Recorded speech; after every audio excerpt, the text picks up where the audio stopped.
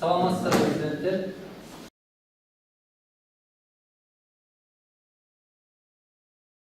Бүгінгі тақырыпты бастамас бұрын біз өткен тақырыпта үйге қандай тапсырма бердік? Электр қозғалтқыштың түрлері. Электр қозғалтқыштың түрлері. Электр қозғалтқыштың қандай түрлері бар екен? Асинхронды және синхронды түрлері бар. Сұрақтары қандай? Асинхронды тиімді әрі қолдану оңай және де арзан. Көпшілігі асинхронды қозғалтқыш болады. Өндірістерде көп қолданамыз, құрылысы оңай, қарапайым. Тағы қандай қозғалтқыштың түрлерімізді орнату жағынан байланысты? Тігінен, көлдерінен және қуатына байланысты. Қозғалтқыштардың құрылыстары неден тұрады? Орамнан, статорден, якорден, қалқандардан және желдеткіштерінен тұрады. Қозғалтқыштардың келесі сұрақ. Қозғалтқыштардың қоректенетін кернеуі 220-380 кернеумен қоректенеді. Қанат. 220 вольтпен қоректенетін қозғалтқыштар қайда қолданамыз?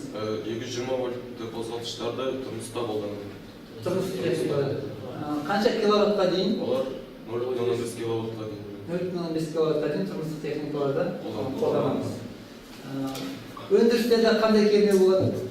380 және одан да жоғары. 380 және одан да жоғары. 380-нен жоғары қандай кернеумен қоректенеді? Кернеумен 6000 киловатт. 6000 киловатт. Ол қай жерлерде қолданылады? Көбінесе мұражайларда, түстен шығатын мұражайларда қолданылады. Мұнараларда қолданылады. Жарайсың, отыр.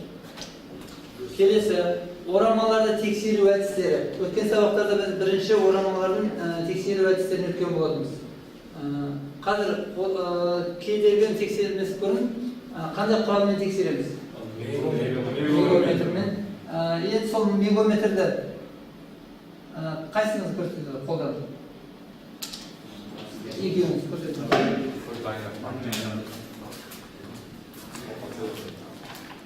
Орамаларды тексеру үшін біз мегометр қолданамыз. Мегометр емірші өзін тексеріп аламыз. Мегометр стептер. Содан кейін емірші орамаларды тексеріп аламыз. Орамалардың күн көрсетті. Бірінші орам тексеріп болды, енді тағы да өзін тексереміз. себебі өз істемей қалу мүмкін. Енді екінші орамалды тексереміз. Орама көрсетті. Енді тағы өзін тексереміз. Енді үшінші орамалды тексереміз. орамдар тексергеннен кейін Орамдар тексергеннен кейін енді корпусты тексереміз. Корпуста тұтап қалмауша сыртқы корпусқа тұйықталған тексеріп керек. Әр фазада.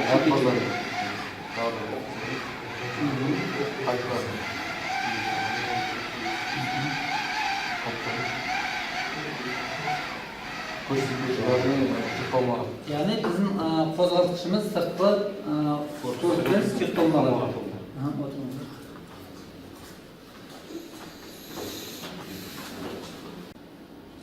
Бүгінгі жаңа тақырыбымыз электр қозғалтқыштарды құрастыру және бөлшектеу. Бүгінгі жаңа сабақта қарастырылатын сұрақтарымыз бірінші электр қозғалтқышты құрастыру және бөлшектеу бейне көрініс болады. Екінші сұрағымыз электр қозғалтқыштарының құрылысы. Үшінші электр қозғалтқыштарының орамдарын жалғану тәсілдері, яғни сызбалары. Келесі асинхронды қозғалтқыштардың қосуға дайындау үшін орындалатын амалдар. Келесі бірінші сұрақ бойынша бейне көрініс. Одна стационарная, статор, другая подвижная, ротор, которая вращается внутри статора. В статоре находятся многочисленные обмотки.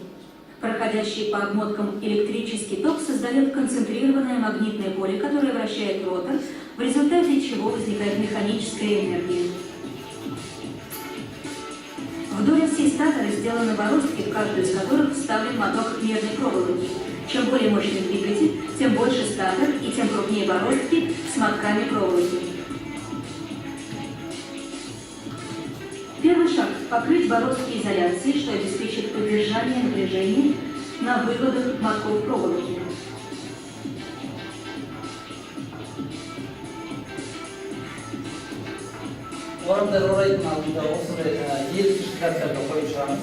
Мотки состоят из множества витков медной проволоки, намотанных на станке с программным управлением. Чем мощнее двигатель, тем больше витков в мотке. Данный станок рассчитан на намотку 13 мотков медной проволоки. Статора.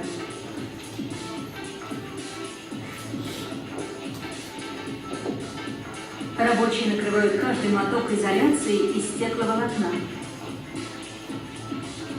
Затем они изолируют стекловолоконными листами часть мотков, оставшихся за пределами бороздок. Далее они вставляют линии из стекловолокна, чтобы заблокировать мотки внутри бороздок.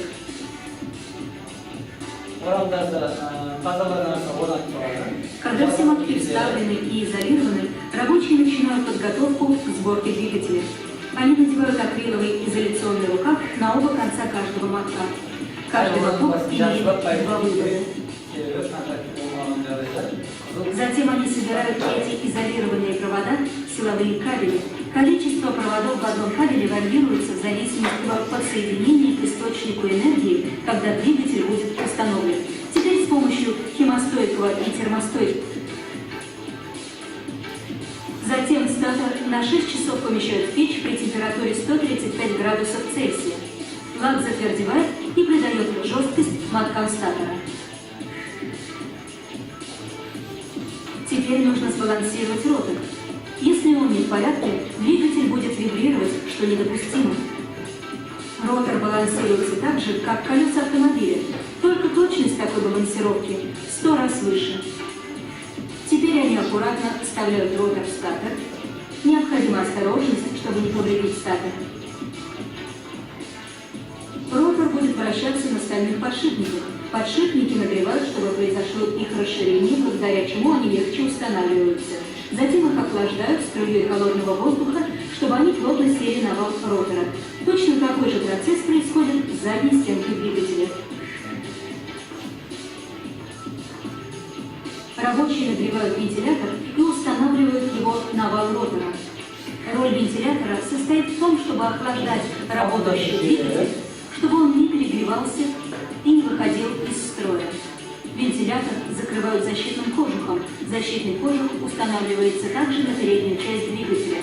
Далее готовый двигатель проходит ряд испытаний для того, чтобы оценить, помимо всего прочего, качество изоляции и его работоспособность в целом. Такие промышленные двигатели предназначены для использования на заводах на таком оборудовании, как ленточные конвейеры, насосы, вентиляторы и компрессоры. Без них мы бы пропали. Beni ko'rinishdan keyin so'ramiz. Жалпы ma'lumotlar. Biz uch fazali asinxron qo'zg'algichlarni mexanikалық energiya tushuntirib, жұмысшы qo'zg'alishdan keladi. Дүние жүзі бойынша энергияның 50%-ын электр qo'zg'algichlari тұтынады. Оны өндірісте үлкен жоғарғы киловаттық qo'zg'algichlарды да пайдаланады. Себебі үлкен механизмдері осы qo'zg'algichlар арқылы іске қосылады. Бірінші, фазалардың санына байланысты асинхронды машиналар 1, 2 және 3 фазалы болып бөлінеді. Бір фазалықтар автоматика құрылыстарында, тұрмыста, электр аспаптарын жетегі ретінде және қуаты жаңа айтқандай 4 киловаттан аспайды. 2 және 3 фазалы қозғалтқыштарды өндірістерде, заводтарда, фабрикаларда қолданамыз. Енді сол қозғалтқыштарды пайдалану алдында бірінші оның әрқайсының төлқұжаты құжаты болады. Паспорты. Әрқайсының өзінің маркасы болады. Бірінші ішінде бір мысалға алатын болсақ, қозғалтқыштың типтерін белгілеу. Мысалға бірінші 4AN 200M4U3. Бұл нені белгілеу? Бірінші 4 деген серия нөмірі, A деген асинхронды деген, N Полистер саны, қорғаныс дәрежесі 200 деген айналу осінің биіктігі миллиметрмен есептеледі. М немесе SL болса, ол станинаның ұзындығы шарты. Келесі 4 деген сан полистер саны, U деген қоңыржай климат үшін, 3 деген орналастыру дәрежесі. Біз өткен сабақтарда климаттық жағдайға байланысты дәрежеге бөлгенбіз. Қанша дәрежеге бөлдік? 3 дәрежеге бөлдік. Бірінші сыртқы ортада, екінші бастырмасында, үшінші осында ғимараттардың ішіне орналасқан. Яғни осы біздің таңдалған маркамыз ғимараттың ішінде орналастыруға арналған қозғалтқыш. Келесі электр қозғалтқыштардың құрылысы. Бірінші, мына жерде бабымыз асинхронды қозғалтқыштың құрылысы білігіміз. Ол білікке екі шетінде бізде орналастырылады мойын тірек, яғни пайчинг орналастырады. Екінші және алтыншы, үшінші, жетінші пативиктердің қалқандары сыртқы ұстап тұру бөлігі. Төртінші, клемді қалқаншалары, бұл жерге жалғанатын сұлбасы, сырттан қоректенетін кабель жалғанатын орны. Бесінші, желдеткішті айтып, қай қозғалтқыш болмасын, салқындату жүйесі болу керек. Ондай жағдайда болмаса, біз орамымызға зақымданып, қысқа тұйықталуға әкеле соғады. Сегізінші, желдеткіштің қорабы, яғни қауіпсіздік ережесі бойынша бәрі қалқанның сырты жабық болу керек. Тоғызыншы, қысқа тұйықталған орамдағы ротор өзекшелері. Оныншы, орамдар бар статор өзекшесі. 10-шы. 11-ші қорап, 12-ші тіреуіш табандары. Яғни бекітетін. Бұл қозғалтқыштардың жаңағы өткен сабақтарда әр түрі болады. Тігіден орнататын, көлденен орнататын. Өйткені ол неге байланысты? Жұмыс істеу орындағы жабдықтардың орналасуына байланысты әр түрлі қозғалтқыштар болады. Келесі, ішкі суретте көрсетілген, екінші суретте қысқа тұйықталған ротор. Біріншісі, білік. Екінші, қысқа тұйықталған шеңбері. Үшінші, желдеткіш қалқаны. Бұның өзінде де желдеткіш қалқаны болады. Келесі, фазалық роторлыш, фазалы синхронды қозғалтқыштың құрылысы. Бұл ана алдындағы қозғалтқыштарында айырмашылығы ортасында несі бар? Шотласы бар, орамы бар. Өзекшесінде де орам бар. Бұл жерде де фазалық роторлы синхронды қозғалтқыштың статорымен және роторын көрсеткен көріністері.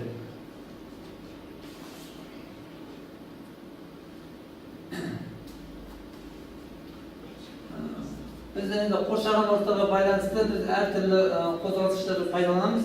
Климаттық жағдайға байланысты. Өйткені ол қозғалтқыштарды ылғалдан, жауын-шашыннан, ыстықтан қорғау дәрежесіне байланысты орнатуымыз керек.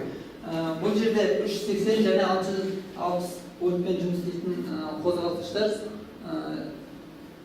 өндіріс орындарда, үлкен мұнараларда түтіндерді шығару, шаң тозаңды шығару үшін немесе үлкен насостарға арналған. Мына біздің жаңағы алдында айтқан бір фазалы қозғалтқыштың құрылысы.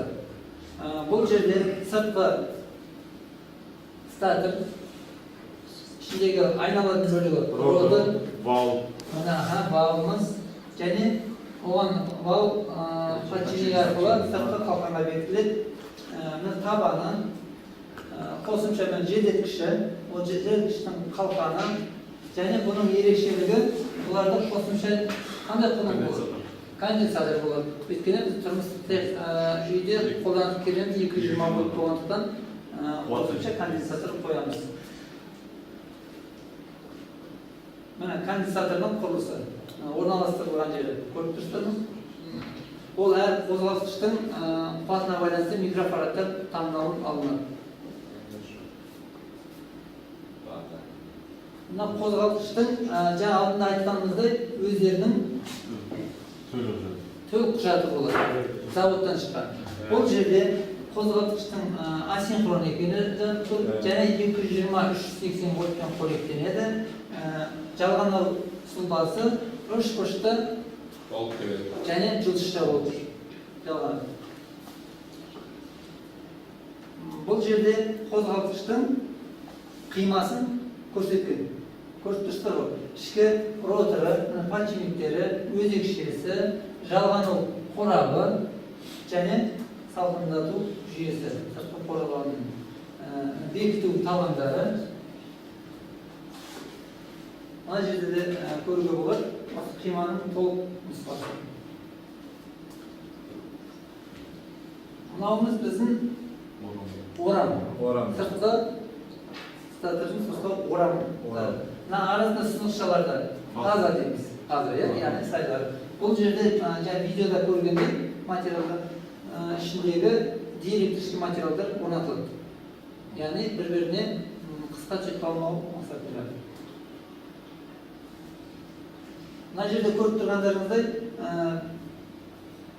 бірінші жөнделген кезі бұзылған кезі болып тұр. Яғни күйген қозғалтқышты қайдан жөндеуден өткізген.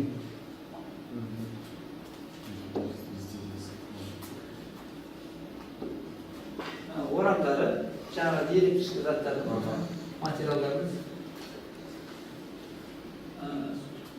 Роторлардың әртүрлі көлемдегі қуатқа байланысты тұрмыстық техникада пайдаланатын Запчасти.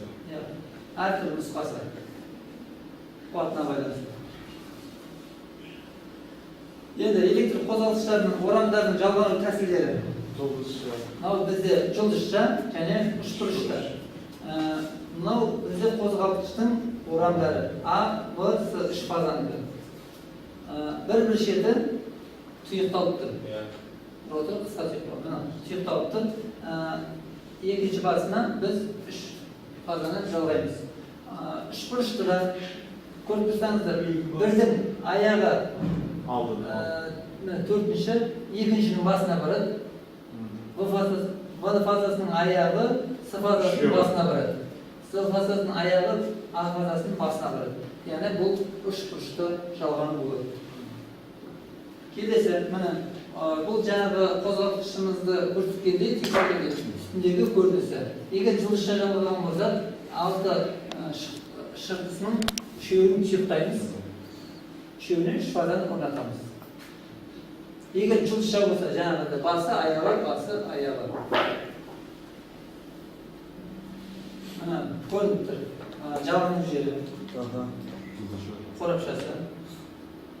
Асинхронды қозғалтқыштарды қосу үшін орындалатын амалдар. Қандай амалдар болуы мүмкін? Қандай амалдар?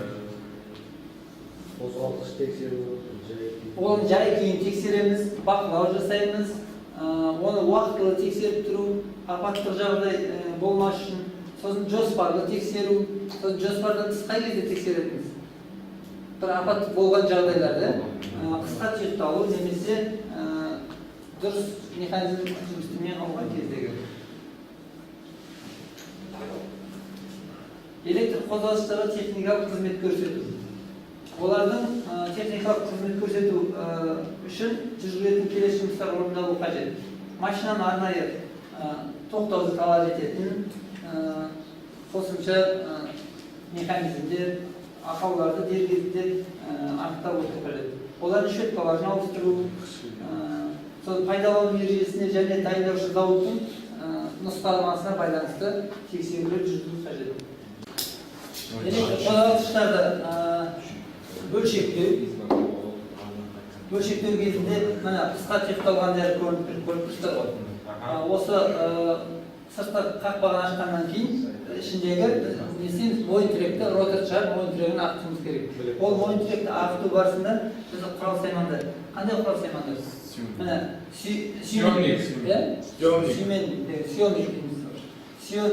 Сүймен деген құрылғымен ашып подшипникті шығаруға. Оны орып соққымен шығаруға болмайды. Өйткені біз білікке зақым келтіруіміз мүмкін. Ертең айналу барысында тағы да майысып келесі құрылғымыздан құртылуы мүмкін. Қайтадан орнату кезінде арнайы пресс бар. Пресс арқылы қайтадан орнына отырғызамыз. Көріп тұрғандарыңыздай орамдады, көрдіңіздер ме? Әр қозғалтқыштың сыртқы статорының орамдары. Арнайы шаблондарды оралып, міне ішкі роторындағы орамдар орналастыру кезі. Міне мына жерде көріп тұрсыздар, сыртқы үлкен қозғалтқышты шиналы мыс сымдармен құрастырып жатыр. Енді осы тағы нақты түсінікті болу үшін виртуалды түрде видеолар, соны кішкене қойып.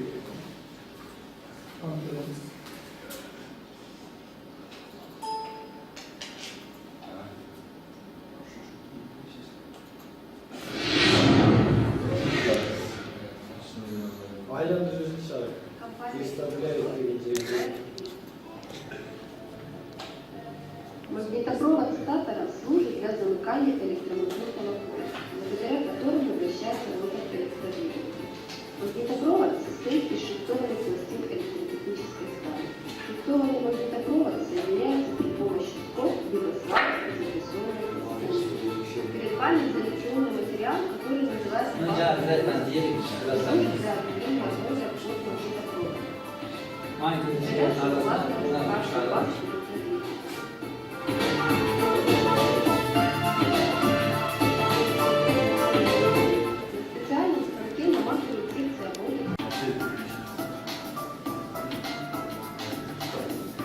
Орамдарымыз арнайы шаблонға оралған орамдарды сыртқы магнит үзушісіне орнатып жатыр. Трехфазная обмотка статора помещается в катушку.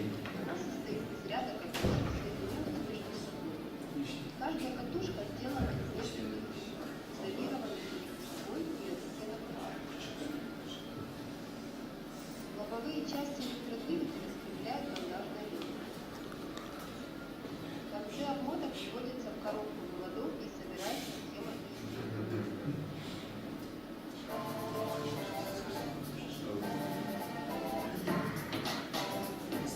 Орамдарды орнатқаннан кейін оның жалғанатын жерлері. Жаңағы тексердік қой лигометрмен. Жалғану сұлбасы. Біздің ішіндегі орамның жалғану кезеңі. Электр машина пәнінен сіздер өткен боласыздар, осы жалғану сұлбасы. Міне көрдіңіздер.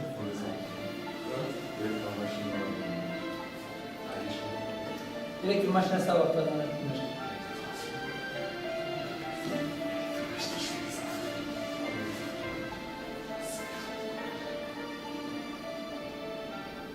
Вращающаяся часть двигателя ротор собирается в Ішкі бөлігі. В зависимости от конструкции ротора,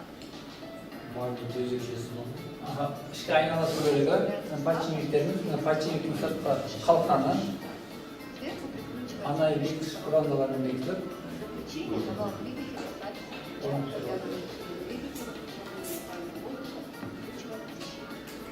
Если у вас остались вопросы по устройству асинхронного регулирования, то можете салқындату жүйесі,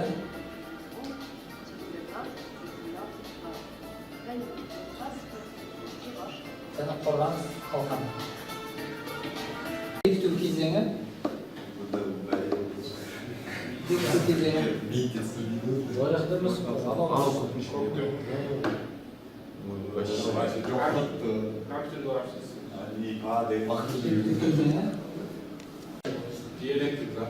диэлектрик заттар, қағаз оқшауламалар, роторлар, стартер, лак не үшін қажет? Ораман, су Оғалдан сақтаймыз. Және подшипниктер, қалқандары. Келесі сұрақ бойынша электр қозғалтқыштың құрылысы.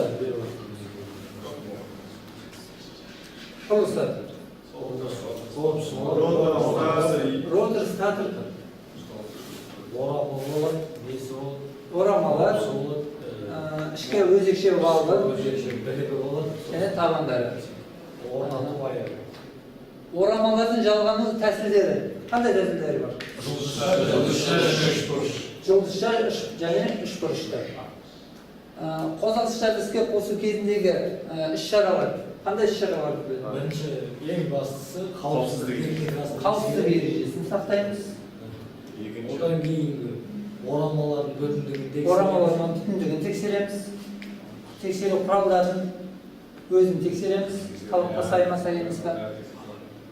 Және қозғалтқыштың сыртында қосымша не болу керек? Жалғану. Жерге қосу құрылғысы. Яғни жерге қосу құрылғысы. Енді келесі 5-ші сұрағымыз электр сұлбасын талдау. Кәні, кім түсіндіріп береді?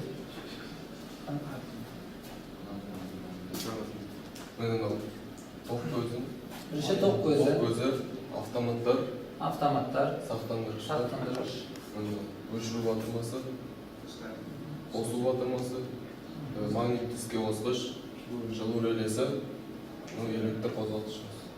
және электр қозғалтқыш. Енді осы сұлба арқылы біз құрастырылған, бөлшектелген, жинастырылған қозғалтқышты тексеру барысында осы сұлбамен жинаймыз. Үшбұрышты және немесе жылышты. Бұл осы міне қозғалтқышымыз. Себебі біз құрастырып болғаннан кейін қозғалтқыштың істеп тұрған, істемей тұрғанын көз жеткізуіміз керек.